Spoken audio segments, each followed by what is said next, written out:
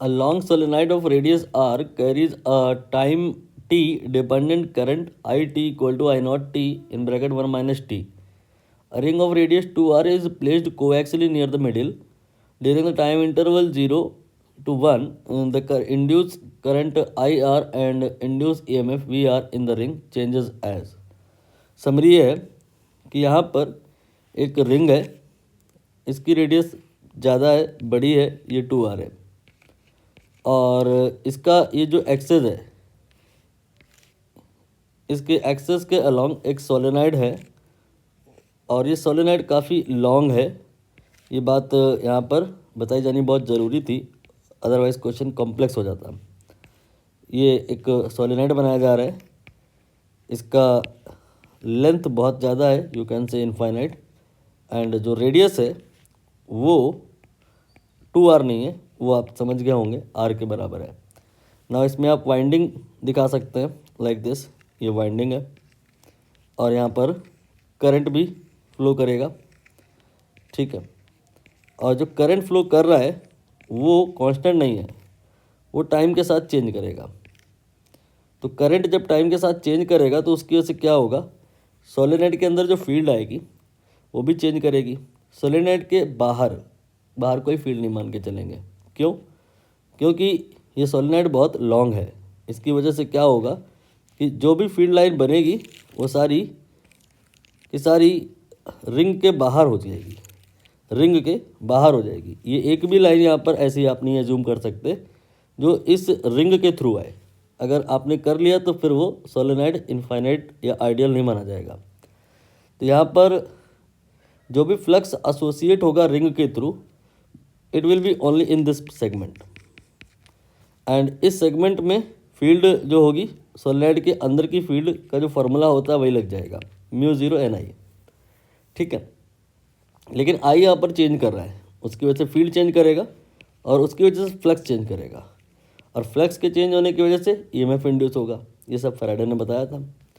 तो यहाँ पर आई की वैल्यू रख के हम बी निकाल लें, तो μ0N, ये आ गया I0 T then 1 minus T, ये आ गया फील्ड का वैल्यू, ठीक है। ये फील्ड की वैल्यू से ही समझ में आ जाएगा कि फील्ड यहाँ पर इंक्रीज़ कर रही है डिक्रीज़ कर रही है। इंक्रीज डिक्रीज़ आप अगर अच्छे से समझते हैं तो आप समझ पाएंगे यहाँ पे कि फील्ड यहाँ पे मोनोटोनस नहीं है। ऐसा नहीं है कि इंक्रीज़ कर रही है तो इंक्रीज़ ही करती जा रही है, डिक्रीज़ कर रही है तो डिक्रीज़ ही करती जा रही है। ये आप T0 रख के देख लो तो फील्ड 0 आ जाएगी, और T1 रख के देख लो फील्ड फिर से 0 आ जाएगी। तो मतलब पहले भी 0 थी और बाद में भी 0 है, तो इसका मतलब ये इंक्रीज़ करके डिक्रीज़ करी है। तो फील्ड इंक्रीज़ करके डिक्रीज़ करी है, इसी वजह से यहाँ पे फ्लक्स भी इंक्रीज़ करके डिक्रीज़ करेगा। तो इंक्रीज़ करके अगर फ्लक्स डिक्रीज़ करेगा तो बीच में कहीं पे फ्लक्स मैक्सिमम होगा, बीच में कहीं फील्ड मैक्सिमम होगी, और उसी जगह पे करंट की डायरेक्शन रिवर्स हो जाएगी, और EMF जो होगा इंड्यूस EMF दैट टाइम 0 होगा। ये सब कैसे पता चल रहा है, आप मैथमेटिकली कर लो।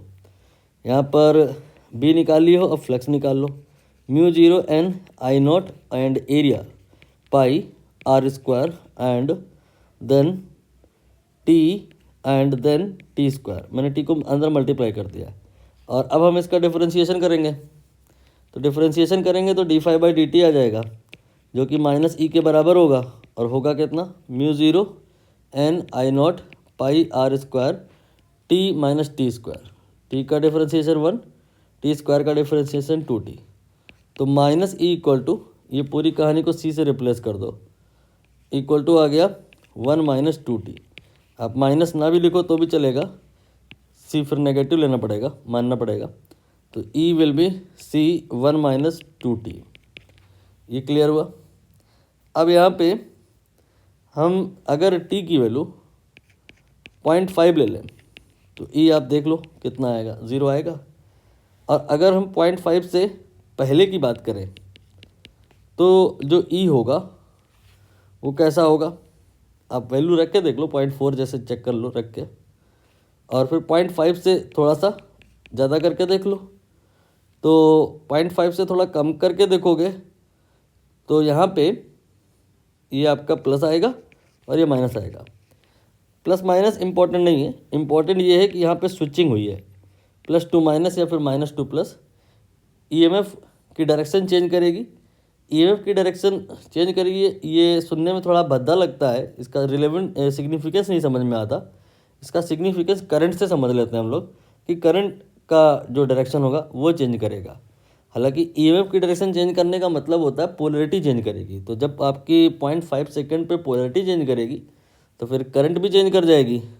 अब देख लीजिए यहाँ पर कौन सा ऑप्शन है जहाँ पे कह रहे हैं कि 0.5 पे जो वी आर है वो 0 है।